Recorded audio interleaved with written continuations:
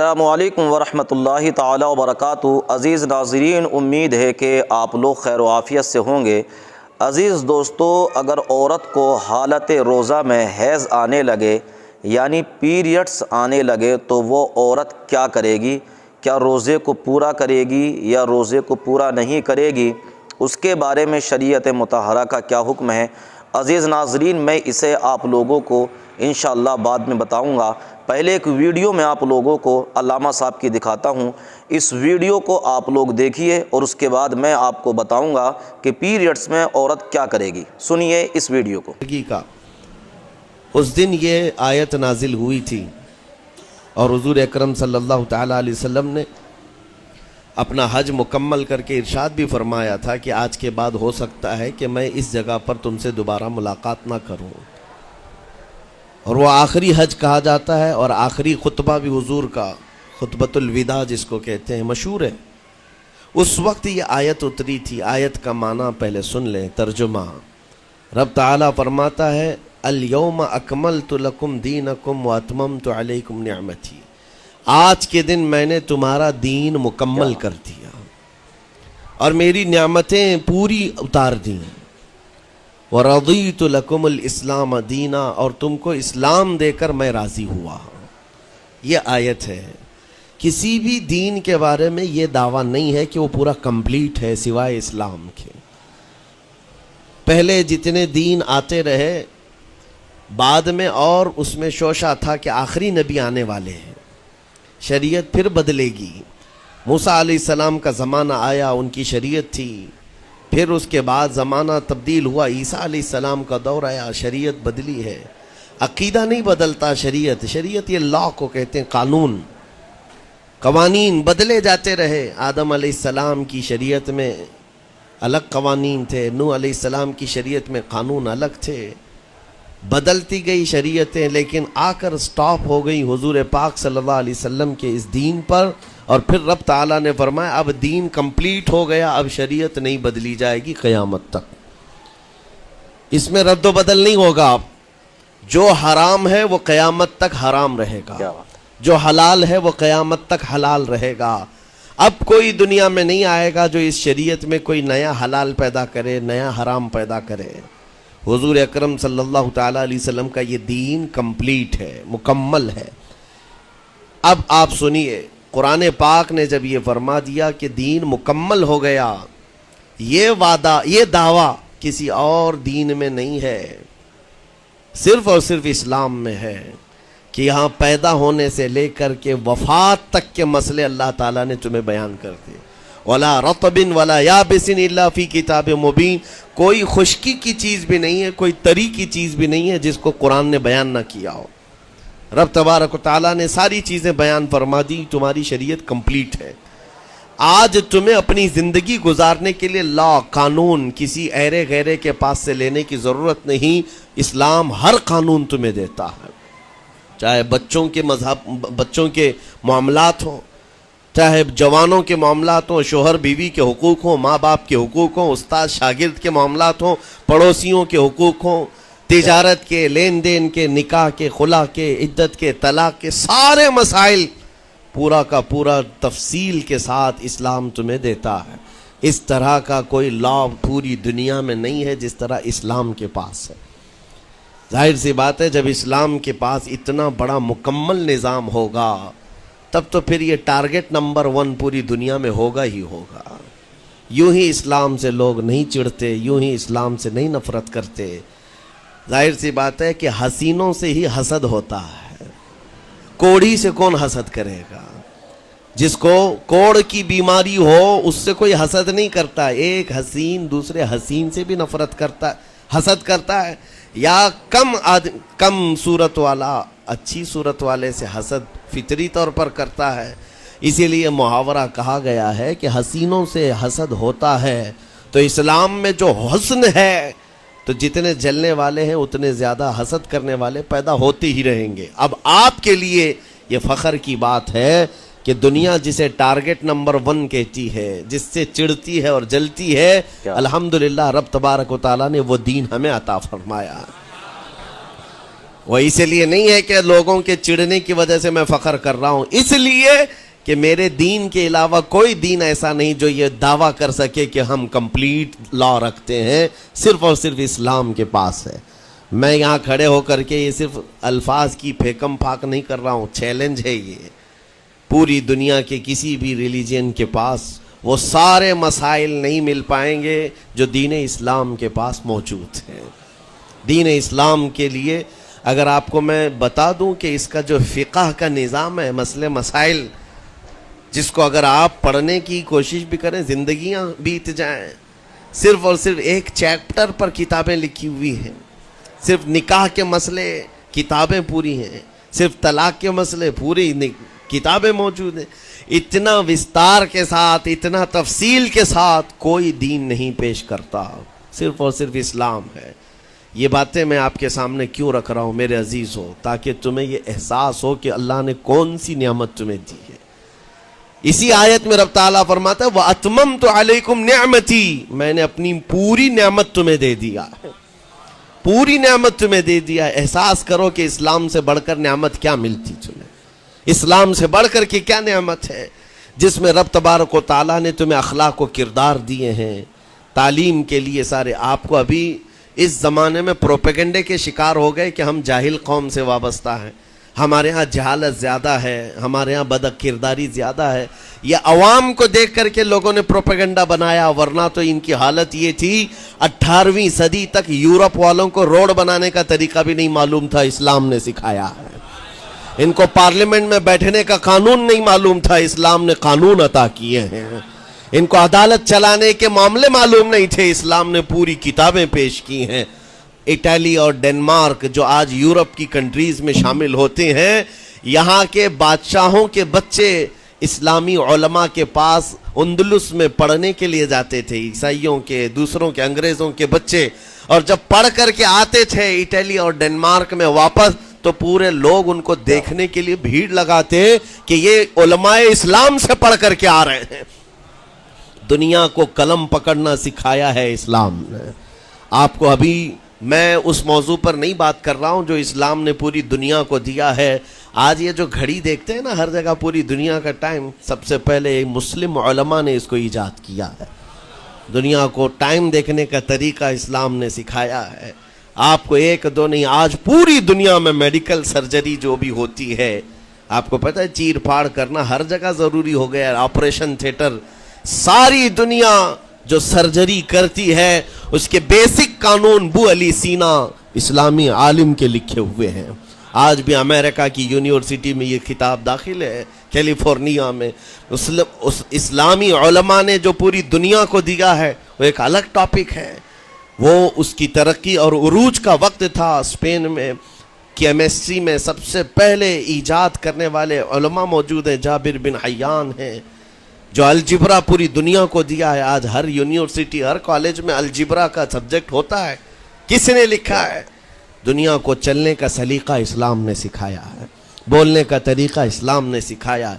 سیاست کے معاملات آپ کو پتہ ہے، پہلے کے دور کی سیاست یہ تھی جو بادشاہ بن گیا اس کا راج ہے، اس کا قانون ہے، اور رات کو خواب میں کوئی چیز دیکھے تو صبح قانون بنا دے گا۔ بادشاہوں کا مزاج ہے، خواب میں کوئی چیز نظر آ گئی صبح وہ قانون بن گئی۔ تو یہ تو سلسلہ چلتا تھا پوری دنیا میں، اور آج بھی دنیا اس بات کی قرضدار ہے کہ حقیقت میں سیاست کسی نے سکھائی ہے تو وہ عمر ابن خطاب کی سیاست ہے، صدیق اکبر کی سیاست ہے۔ خلفائے راشدین نے جو حکومت و سیادت کر کے دنیا کو دکھایا ہے اس کی مثال کوئی پیش نہیں کر سکتا۔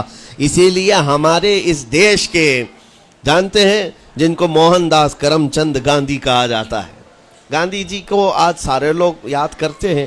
گاندھی نے یہ کہا ہے اپنے دور کے حکومت چلانے والوں کو مثال اگر کوئی دے سکتا ہوں تو ابو بکر اور عمر کی دے سکتا ہوں، کیونکہ یہ کالپنائیں نہیں ہیں، یہ خیالی نہیں ہیں، یہ فیلڈ میں اترے ہوئے لوگ ہیں۔ وہ صدیق اکبر اسلام نے دیا ہے جس نے پوری دنیا کو فاقہ کشی میں خود رہ کر کے لوگوں کی بھوک مٹانے کا سلیقہ عطا کیا ہے۔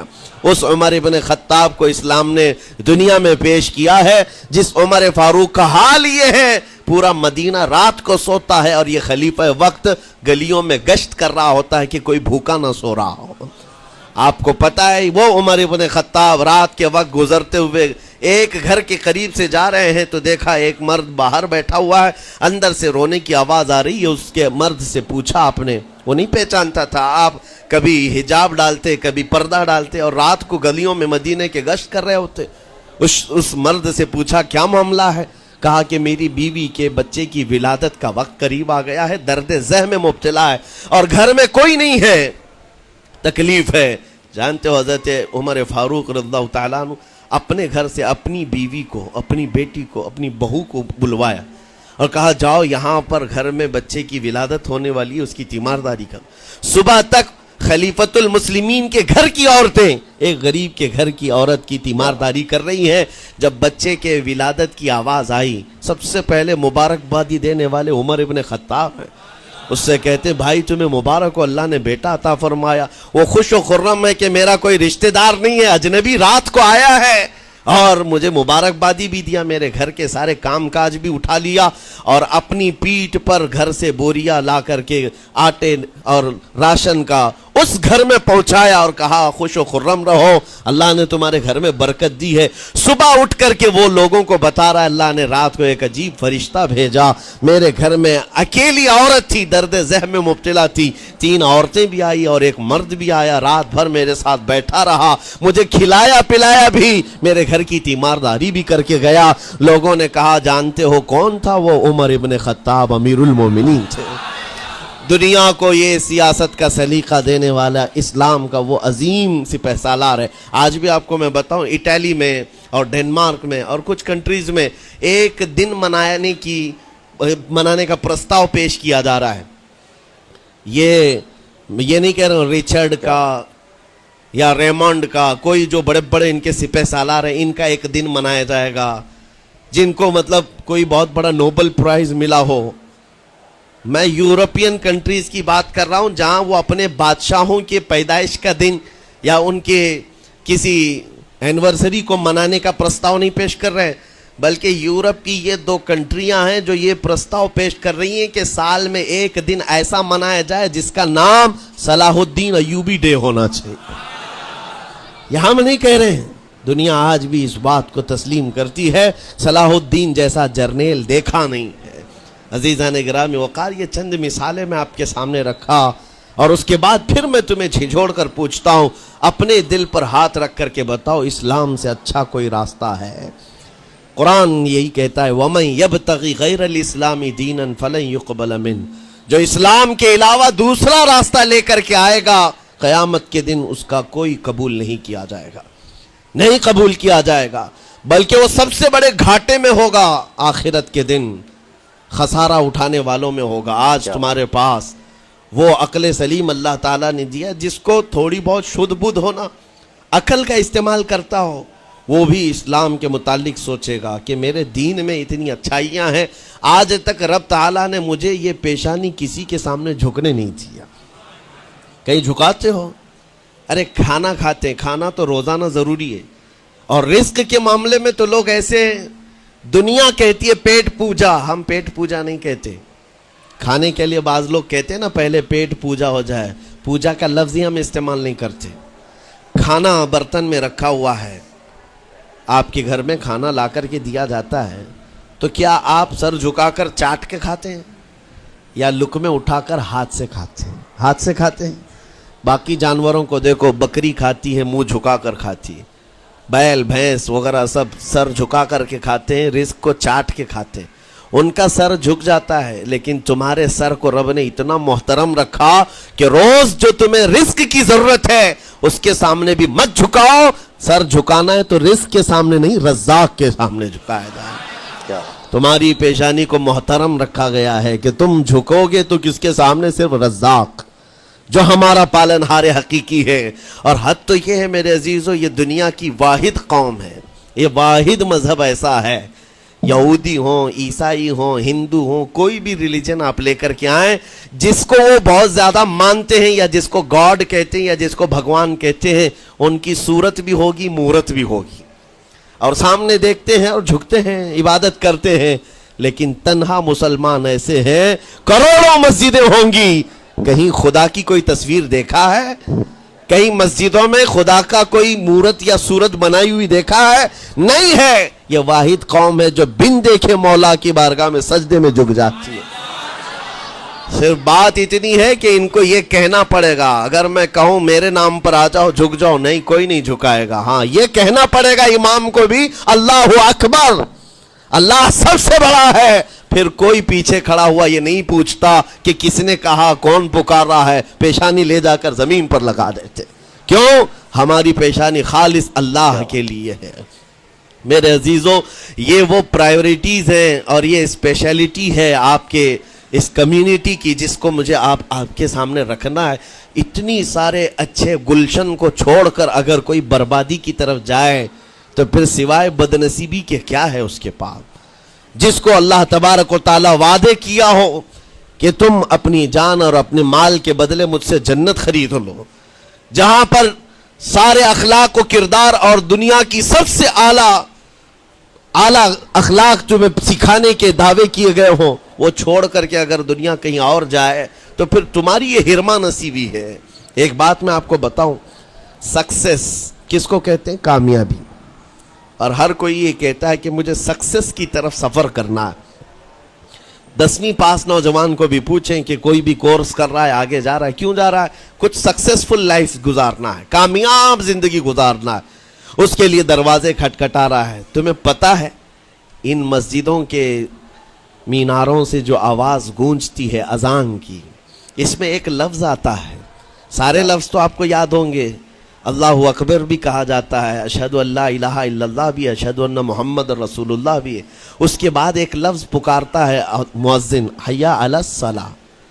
حی علی الصلاۃ کا مطلب ہوتا ہے آؤ نماز کی طرف، آؤ نماز کی طرف۔ اس کے بعد ایک اور لفظ پکارتا ہے حی علی الفلاح، جس کا معنی معلوم ہے آپ کو؟ مؤذن یہ کہتا ہے آؤ کامیابی کی طرف، آؤ کامیابی کی طرف۔ دوستو، تو آپ لوگوں نے ویڈیو دیکھی، آئیے میں آپ کو بتاتا ہوں کہ اگر عورت روزے کی حالت سے ہے اور اس کو پیریڈز ہونے لگے تو وہ عورت ایسے حال میں کیا کرے گی؟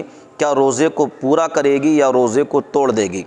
عزیز ناظرین، تو میں بتاتا ہوں کہ اگر عورت کو حالت روزہ میں پیریڈز آنے لگیں، مثال کے طور پر کسی عورت کو مغرب سے پہلے پیریڈز آنے لگے، عصر کے ٹائم آنے لگے یا دوپہر میں پیریڈز آنے لگے، تو ایسی صورت میں عورت کو جو ہے روزہ فاسد ہو جائے گا، یعنی عورت جو ہے روزے کو توڑ دے اور کھائے پیے، جتنے دن اس کے پیریڈز کے ہیں اتنے دن اس کے لیے اجازت ہے کہ وہ کھا پی سکتی ہے، روزہ توڑ سکتی ہے، مگر یہ کہ رمضان شریف کے بعد میں ان روزوں کی قضا کرے گی، ان کو دوبارہ رکھے گی۔